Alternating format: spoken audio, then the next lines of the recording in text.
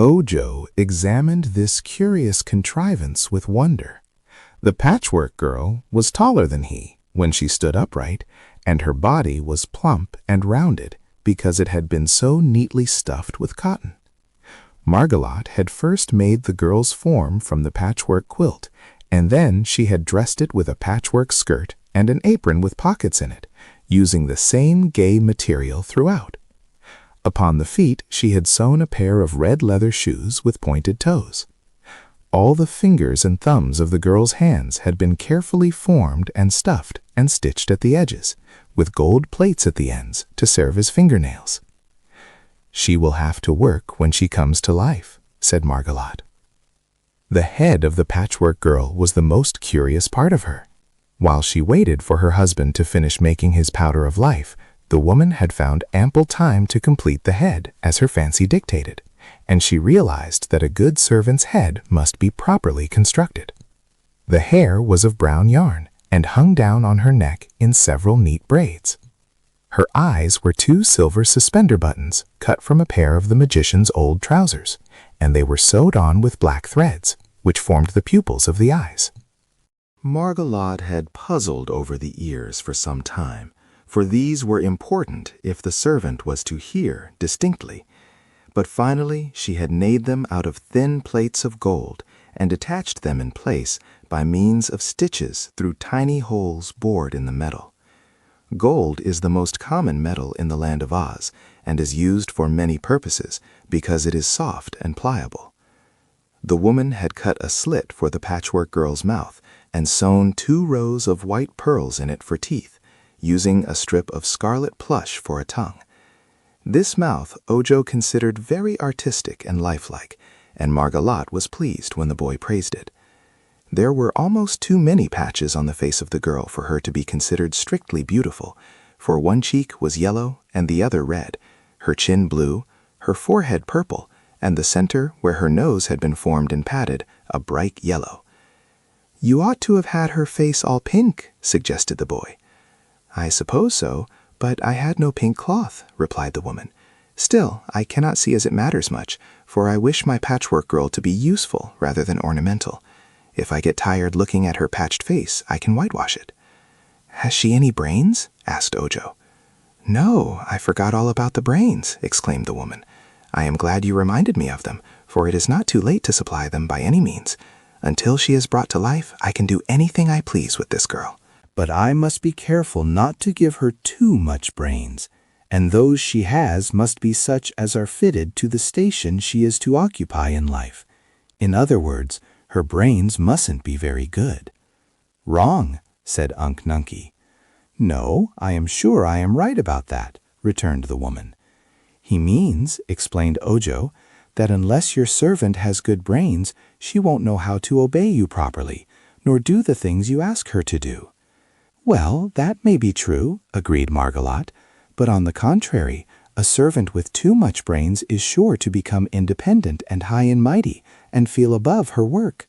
This is a very delicate task, as I said, and I must take care to give the girl just the right quantity of the right sort of brains.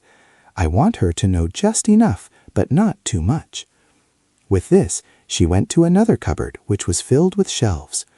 All the shelves were lined with blue glass bottles, neatly labeled by the magician to show what they contained. One whole shelf was marked Brain Furniture, and the bottles on this shelf were labeled as follows: obedience, cleverness, judgment, courage, ingenuity, amiability, learning, truth, poesy, self-reliance.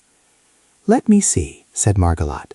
"Of those qualities she must have obedience first of all," and she took down the bottle bearing that label and poured from it on a dish several grains of the contents. "Amiability is also good, and truth." She poured into the dish a quantity from each of these bottles. "I think that will do," she continued, "for the other qualities are not needed in a servant."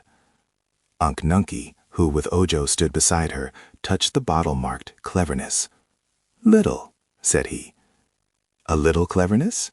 Well, perhaps you are right, sir," said she, and was about to take down the bottle when the crooked magician suddenly called to her excitedly from the fireplace.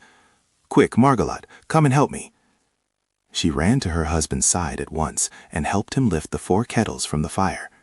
Their contents had all boiled away, leaving in the bottom of each kettle a few grains of fine white powder. Very carefully the magician removed this powder, placing it all together in a golden dish, where he mixed it with a golden spoon. When the mixture was complete, there was scarcely a handful all told. "That," said Dr. Pipt, in a pleased and triumphant tone, "is the wonderful powder of life, which I alone in the world know how to make.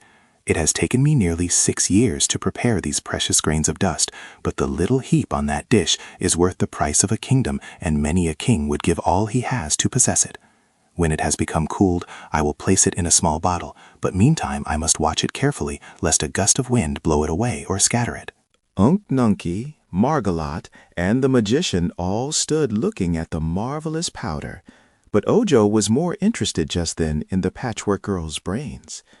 Thinking it both unfair and unkind to deprive her of any good qualities that were handy, the boy took down every bottle on the shelf and poured some of the contents in Margolot's dish. No one saw him do this, for all were looking at the powder of life. But soon the woman remembered what she had been doing and came back to the cupboard. "Let's see," she remarked.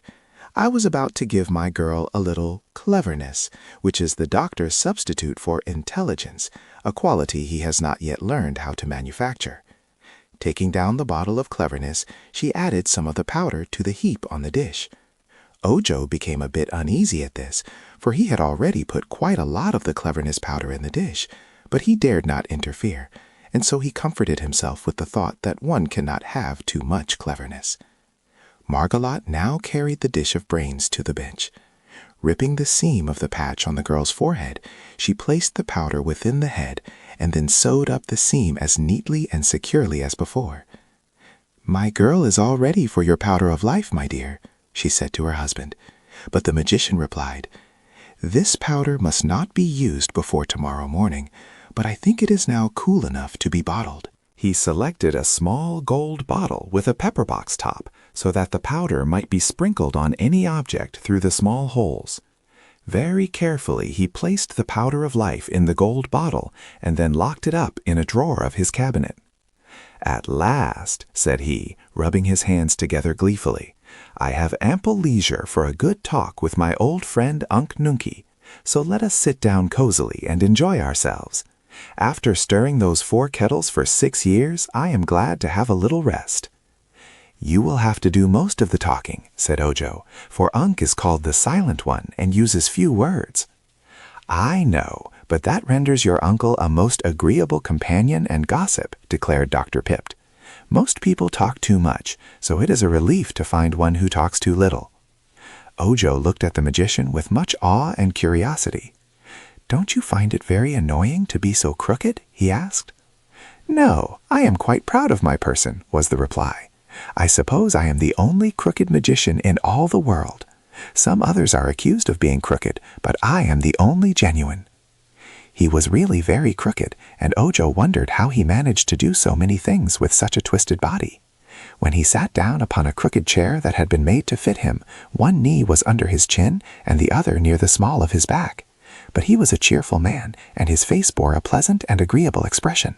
"I am not allowed to perform magic, except for my own amusement," he told his visitors, as he lighted a pipe with a crooked stem and began to smoke.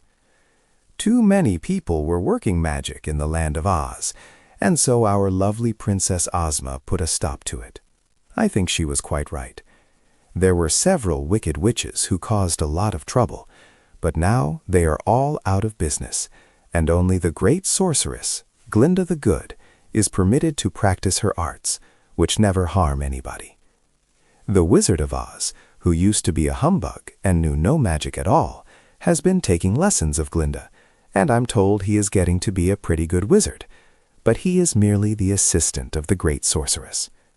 I've the right to make a servant girl for my wife, you know, or a glass cat to catch our mice, which she refuses to do, but I am forbidden to work magic for others, or to use it as a profession."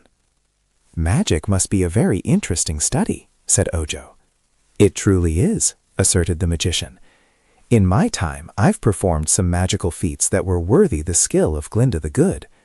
For instance, there's the powder of life, and my liquid of petrifaction, which is contained in that bottle on the shelf yonder, over the window." "What does the liquid of petrifaction do?" inquired the boy. "Turns everything it touches to solid marble. It's an invention of my own, and I find it very useful." Once, 2 of those dreadful Kalidas, with bodies like bears and heads like tigers, came here from the forest to attack us. But I sprinkled some of that liquid on them, and instantly they turned to marble. I now use them as ornamental statuary in my garden. This table looks to you like wood, and once it really was wood, but I sprinkled a few drops of the liquid of petrification on it, and now it is marble. It will never break nor wear out." "Fine," said Unc Nunkie, wagging his head and stroking his long gray beard. "Dear me, what a chatterbox you're getting to be, Unc," remarked the magician, who was pleased with the compliment. But just then there came a scratching at the back door, and a shrill voice cried, "Let me in! Hurry up, can't you? Let me in!" Margolot got up and went to the door. "Ask like a good cat, then," she said. "Meow! There! Does that suit your royal highness?" asked the voice in scornful accents. "Yes, that's proper cat talk," declared the woman, and opened the door. At once a cat entered, came to the center of the room, and stopped short at the sight of strangers. Ojo and Unc Nunkie both stared at it with wide open eyes, for surely no such curious creature had ever existed before, even in the land of Oz. The glass cat.